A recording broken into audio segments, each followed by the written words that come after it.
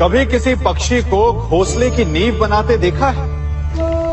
अथक परिश्रम करके तिनका तिनका बिटोर कर वो पक्षी अपना घोंसला बनाता है, अपनी संतान के लिए एक सुरक्षित घर बनाता है। और फिर कहीं से तीव्र आंधी आती है, भारी वर्षा होती है और उसका घोंसला तिनका तिनका करके बिखर जाता है। फिर वो पक्षी क्या करता है? वो रोता नहीं, ना ही विलाप करता है। वो बिना विलंब करे फिर से अपना घोंसला बनाना प्रारंभ कर देता है और सफलता पाता है। फिर हम क्यों छोटी छोटी असफलता से भयभीत होकर परिश्रम करना छोड़ देते हैं? एक बात सदा स्मरण रखिएगा, हर वृक्ष कुल्हाड़ी की एक मार से नीचे नहीं गिरता, हर चट्टान घन के एक प्रहार से नहीं टूटती। सफलता पाने के लिए अनावरत परिश्रम करना ही मात्र एक मार्ग है। स्वीकारण, सत्य का स्वीकारण मनुष्य के लिए बहुत ही महत्वपूर्ण है। जब तक मनुष्य सत्य को स्वीकार नहीं करता, उसे असत्य से लड़ने की शक्ति प्राप्त नहीं होती। जब आप भोजन करते हैं तो क्या होता है? आपका पेट स्वीकारता है कि वो भर चुका है और आप भोजन करना बंद कर देते हैं। जब आपको निद्रा आती है तो क्या होता है? आपका मन स्वीकारता है कि आपका शरीर थक चुका है और उसे विश्राम की आवश्यकता है। उसी प्रकार जब आपको किसी व्यसन को रोकना हो तो आपको स्वीकारना पड़ता है कि बहुत हो चुका, चाहे वो लालच हो या मदिरापान। उस व्यसन का त्यागना तभी प्रारंभ होता है जब आप ये स्वीकार कर लेते हैं कि आप उस व्यसन के बंधक हैं।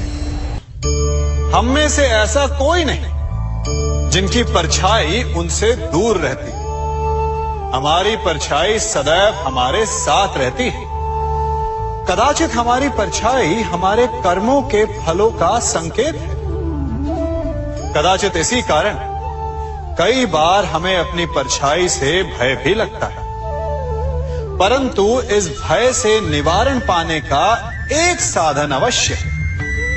वो है सूर्य की ओर मुख करना या किसी प्रकाश के स्रोत की ओर मुख करना, क्योंकि तब हमें हमारी परछाई दिखाई नहीं देती।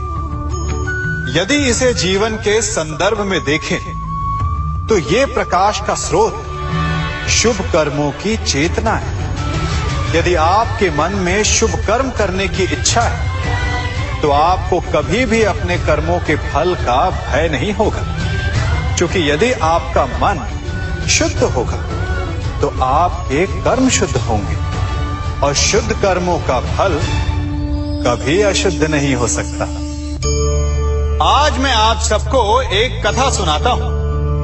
एक दिन प्रातः एक व्यापारी अपने घर से निकला। घर से निकलते ही एक बिल्ली ने उस व्यापारी का मार्ग काट दी। व्यापारी घबरा गया। वो फिर से घर लौट गया और शुभ घड़ी की प्रतीक्षा करने लगा। और जब वो पुनः अपने घर से निकला तब वो वाहन जा चुका था जिससे राजा तक पहुंचकर उसे भेंट देनी थी। राजा को भेंट नहीं मिली। राजा क्रोधित हो गए। राजा ने उस व्यापारी का व्यापार बंद करवा दिया। इस कारण व्यापारी क्रोधित होकर घर पर अपनी पत्नी से लड़ बैठा। पत्नी अपने बच्चों समेत मैके वापस चली गई और उस व्यापारी के जीवन में यदि कुछ रह गया था तो केवल अंधकार। और इन सब का कारण वो उस बिल्ली को मानता रहा जिसने उसका मार्ग काटा था। ऐसा ही एक दूसरा व्यापारी राजा को भेंट देने निकला और उस व्यापारी का मार्ग भी एक बिल्ली ने काट दिया। वो व्यापारी तनिक घबराया, परंतु उसने आगे बढ़ना अधिक उचित समझा। राजा तक वो समय पर पहुंचा। उसने राजा को भेंट दी। राजा प्रसन्न हुए और राजा ने व्यापारी को अपना व्यापार बढ़ाने की अनुमति दी, स्वर्ण आभूषण दी। जब व्यापारी घर पर पहुंचा तो पत्नी को आभूषण और अपने बच्चों को देने के लिए वस्त्र थे उसके पास। हर ओर प्रसन्नता थी। समझ रहे हैं ना, दोनों के साथ एक ही प्रकार की घटना हुई, परंतु दोनों की प्रतिक्रिया भिन्न थी। ऐसा ही हमारा जीवन भी है। हमारे जीवन में प्रारब्ध का अपना स्थान है, परंतु उससे कई अधिक महत्वपूर्ण हमारी प्रतिक्रिया, हमारे सोच का प्रभाव है। क्योंकि यही हमारे जीवन को आकार देते हैं। इसलिए अपनी सोच को सकारात्मक रखिए। आपका जीवन सदैव आनंदमय रहेगा। आप इन दो पात्रों को देख रहे हैं। मेरे इस पात्र में जल है और ये पात्र मिष्ठान से भरा हुआ है। दोनों ही पात्र भरे हैं, परंतु देखिए, मिश्री को जल में मिला दिया, जल ने मिश्री को अपना लिया, मिश्री ने अपना अस्तित्व खो दिया। परंतु जल को अभिमान है कि उसका अस्तित्व अभी भी बना हुआ है। परंतु जो इस जल को चखेगा उसे अवश्य पता चल जाएगा कि ये जल अब वो जल नहीं रहा, ये अब शरबत बन गया। हमारा त्याग, हमारे बलिदान भी ऐसे ही होते हैं। जो इस बात को अनुभव करते हैं वो समझ सकते हैं कि कैसे हमने समय की धारा को बदल दिया। जो बलिदान देते हैं उनका अस्तित्व कभी नष्ट नहीं होता, अपितु उनका बलिदान संसार में कुछ ना कुछ परिवर्तन अवश्य लाता है। हम सभी कभी ना कभी, कहीं ना कहीं अपने जीवन में यात्रा अवश्य करते हैं। हमारी यात्रा में कभी पक्के रास्ते आते हैं तो कभी कच्चे रास्ते। पक्के रास्ते मनुष्य बनाता है और कच्चे रास्ते जानते हैं कैसे बनते हैं? चलते चलते बन जाते हैं। जब लोग एक स्थान से जाते हैं तो पैरों के दबाव से नीचे की घास कुचल जाती है। बार बार उस मार्ग से जाने से धीरे धीरे मार्ग स्वतः ही बन जाता है। और यही जीवन है, यही नियति है। जब आपके जीवन में आपको मार्ग ना मिले तो रुकिए नहीं, आगे बढ़ते रहिए और आपके पैरों के दबाव से मार्ग स्वतः ही बन जाएगा। हम सभी अपने जीवन में सफलता चाहते हैं, है ना? उसके लिए हम रात दिन परिश्रम करते हैं, कड़ी मेहनत करते हैं, परंतु फिर भी असफल हो जाते हैं। परंतु ऐसा क्यों होता है? कभी सोचा आप सबने? क्योंकि सफलता पाने का मंत्र बड़ा कठिन नहीं, बड़ा सरल है। उचित विचार, उचित समय, उचित स्थान पर उचित प्रहार। जब आपके विचार, समय, स्थान और प्रहार यानी परिश्रम उचित है तो सफलता आप ही को मिलेगी। जिस प्रकार एक लोहार लोहे से कुछ बनाते समय उस लोहे के सही ताप तक के आने की प्रतीक्षा करता है और समय आने पर उचित स्थान पर पर्याप्त बल से प्रहार करता है और लोहा आकार ले लेता है। ठीक उसी प्रकार आपकी सफलता भी आकार लेती है। हम सभी को अपने जीवन में कभी ना कभी निराशा मिलती है, असफलता मिलती है और अधिकतर लोग इसके पश्चात भाग्य का रोना लेकर बैठ जाते हैं। कुछ कहते हैं कि जिस स्थान पर मैं हूं उससे कई ऊंचे स्थान पर होने के योग्य था, परंतु नहीं जा पाया। किसी को पीड़ा है कि उसे जो मिलना चाहिए था वो उसे नहीं मिला। भाग्य ही बुरा था। भाग्य क्या होता है? भाग्य वन में खिला पुष्प देवताओं को चढ़ाया जाएगा या किसी सुंदरी की वेणी में वो सजेगा या फिर उसे कुचलकर उत्पाद बना दिया जाएगा। ये सब एक पुष्प के नियंत्रण में नहीं होता, परंतु जब तक उस पुष्प का अस्तित्व है सुगंध बिखेरना उसके वश में अवश्य है। परंतु भाग्य हमारे वश में नहीं, और जो हमारे वश में नहीं उसके लिए दुखी होने से क्या होगा।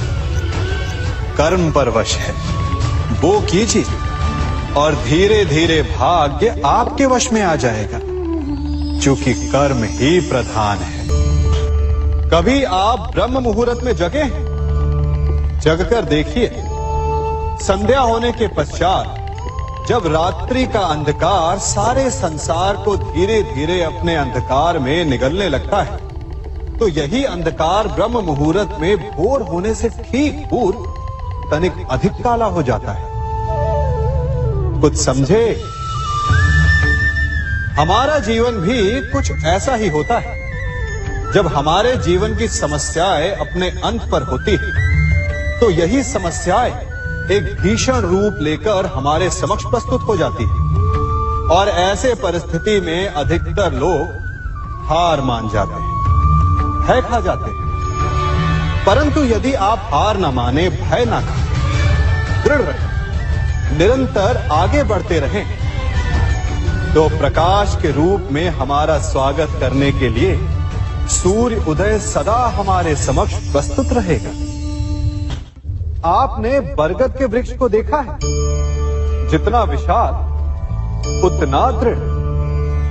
पतझड़ में वो सूख जाते हैं, परंतु दुर्बल नहीं होते, टूटकर गिरते नहीं। और उसके विपरीत दलदल में उपजे वृक्षों को देखिए, वो दिखने में तो बड़े होते हैं, पतझड़ आए या शीत सदा हरे भरे होते हैं, परंतु इतने दुर्बल होते हैं कि जल धारा के हल्के से वेग से वो गिर जाते हैं। परंतु ऐसा क्यों होता है? कारण है जड़ें। जिसकी जड़ें दृढ़ भूमि में है, वो हर चक्रवात, हर ऋतुओं को सह लेता है, और जिसकी जड़ें दलदल में है, वो स्वयं की जड़ों को दुर्बल बना लेता है। कुछ ऐसा ही मनुष्य भी होता है, जो अधर्म, कुकर्म और असत्य की धरा पर उपजा है। वो समय की एक मार भी नहीं सह पाता, और जो मनुष्य सत्य, धर्म की धरा पर उपजा है, वो हर समस्या से अविचलित हो जाता है। अब आप पर निर्भर करता है कि आप क्या बनना चाहते हैं।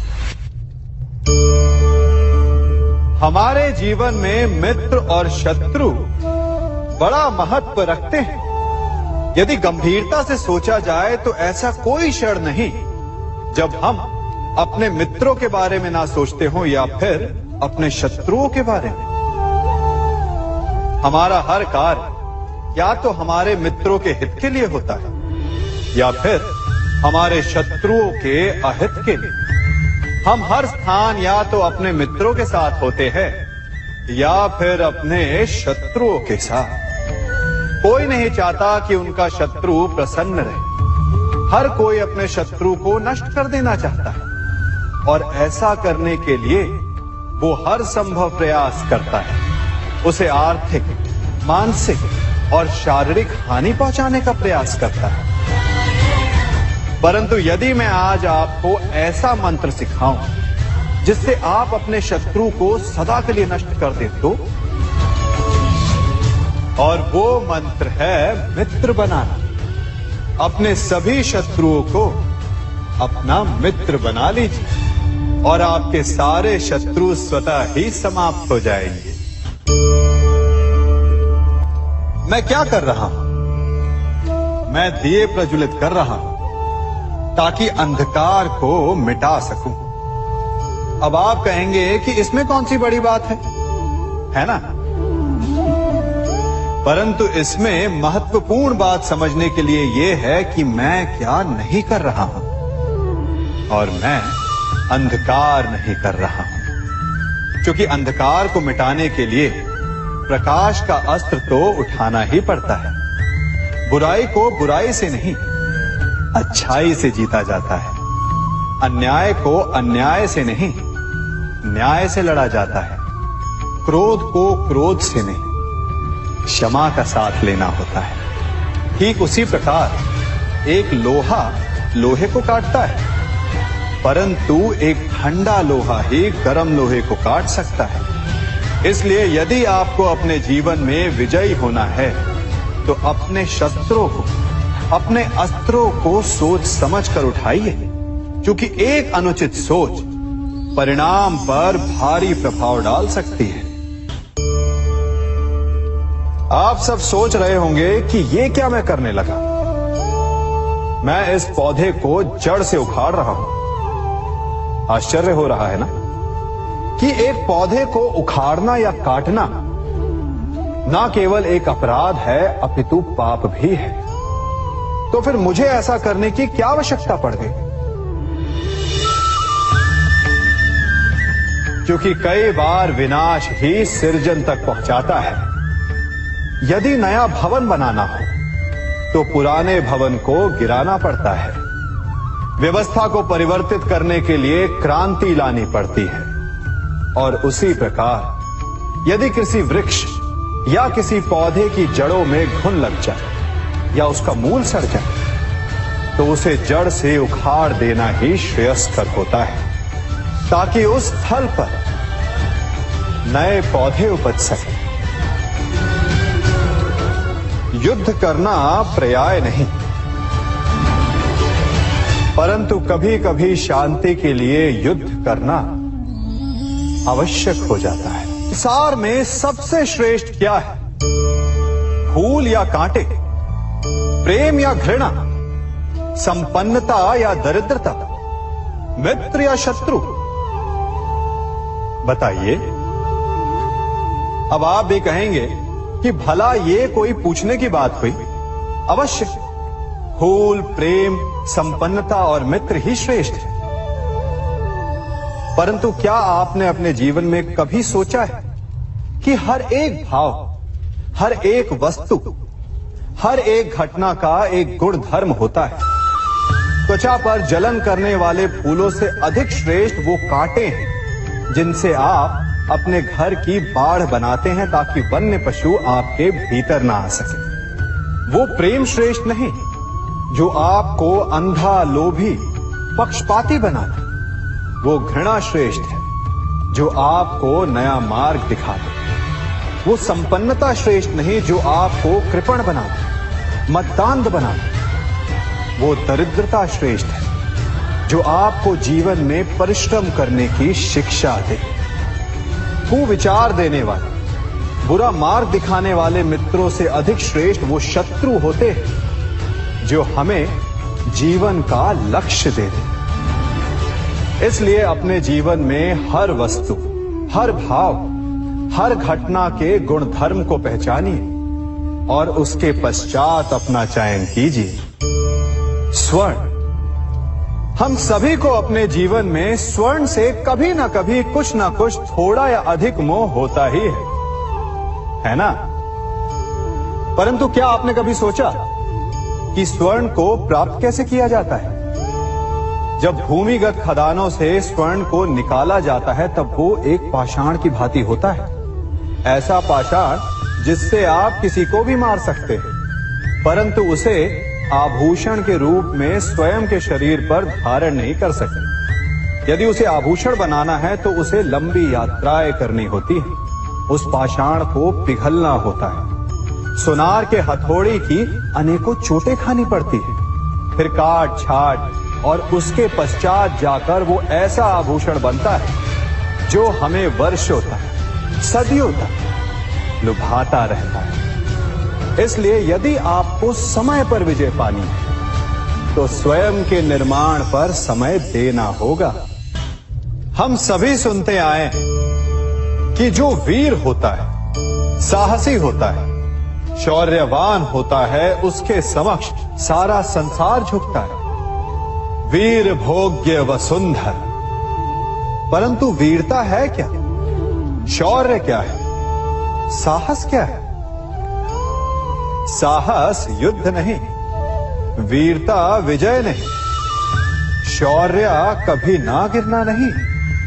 साहस किसी चुनौती के समक्ष खड़े होने का भाव है। तो वीरता उस चुनौती को उत्तर देने के लिए पूर्ण परिश्रम लगा देना है। और शौर्य का अर्थ है गिरकर फिर से उठने का साहस रखना, बार बार प्रहार करके वीरता दिखाना, निरंतर प्रयास करते रहना, निरंतर परिश्रम करते रहना। इसलिए विजयी होने से अधिक महत्वपूर्ण है शौर्यवान होना, क्योंकि जो शौर्यवान है उसे विजय मिलना निश्चित है। सम्मान। मनुष्य के जीवन में सम्मान का बहुत अधिक महत्व है। वो उसे अपने हृदय, अपने मन से जोड़कर रखता है। कदाचित इसीलिए हम शत्रु के सम्मान पर चोट पहुंचाते हैं ताकि उसे पीड़ा पहुंचाई जा सके। परंतु ऐसा करने से सावधान रहे मित्रों। शरीर पर लगी चोट मनुष्य भुला सकता है, परंतु उसके सम्मान को लगी चोट उसे जीवन भर पीड़ा देती है। और स्त्री के मान सम्मान पर लगी चोट उसे उस सीमा तक ले जाती है जहां उसे केवल प्रतिशोध दिखाई देता है। यदि अपने शत्रुओं को जीतना है तो प्रेम से जीतिए, अपने कर्मों से जीतिए। उन्हें अनुभव करवाइए कि उनसे भूल हुई है। किसी के सम्मान को ऐसी चोट ना पहुंचाइए कि वो आपका नाश करने पर उतर आए। स्मरण रखिए, किसी का अपमान करके आपके हृदय को कदाचित थोड़ा संतोष आ जाए, परंतु उस अपमान से आप कई हृदयों को आघात पहुंचाते हैं और अपने लिए एक शत्रु और बढ़ा लेते हैं। हम सब शीघ्र ही सफलता चाहते हैं, ढेर सारी संपत्ति और सुख चाहते हैं, और ऐसे में कई बार हम छोटे मार्गों का चयन कर लेते हैं। वो मार्ग जिनमें परिश्रम नहीं होता, जिनमें होता है तो केवल छल, कुटिलता और भाग्य का सहारा। जैसे कि जुआ। कोई जुए के खेल में धन लगाता है, कोई दांव लगाता है और ये भूल जाता है कि जुआ ऐसा दलदल है कि जिसमें एक बार गिरे तो सर्वनाश से पहले निकलना असंभव है। यदि आप जीते तो और जीतने की भूख बढ़ जाएगी, और यदि आप कुछ हार बैठे तो उसे पुनः पाने के लिए आप फिर से खेलेंगे।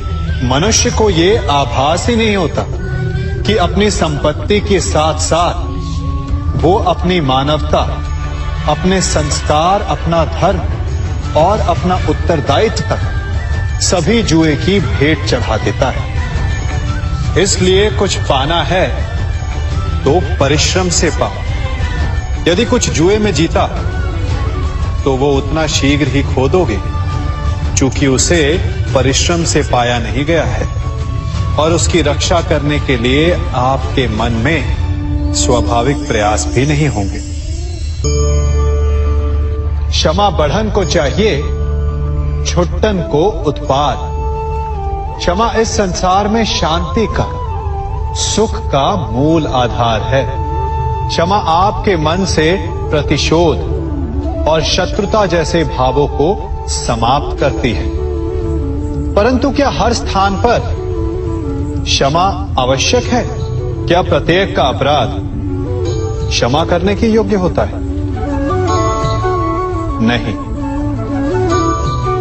कभी कभी उसे क्षमा करके हम उस व्यक्ति को और बड़ा अपराध करने की प्रेरणा देते हैं, और ऐसा ही अपराध है स्त्री का मान भंग करना, जिसमें क्षमा की कोई अवस्था नहीं। यदि सिंह भूल से गाय के बछड़े का अखेट कर ले तो उसे क्षमा किया जा सकता है, परंतु यदि वो नरभक्षी हो जाए तो उसके केवल दो स्थल होते हैं, या तो पिंजरा या फिर मृत्यु की गोद। कुछ परिस्थितियों में क्षमा के स्थान पर दंड देना आवश्यक होता है, क्योंकि ये दंड का भय ही है जो लोगों को वो अपराध करने से रोकता है। संसार में सबसे बड़ा क्या है? अभिमान और बाहुबल या विश्वास और आस्था? निश्चित रूप से बाहुबल के महत्व को नकारा नहीं जा सकता। मनुष्य अपने बाहुबल से पर्वत को मैदान बना सकता है, सागर सुखा सकता है, मरुस्थल में नदियां बहा सकता है, परंतु बाहुबल को सहारा होता है विश्वास का।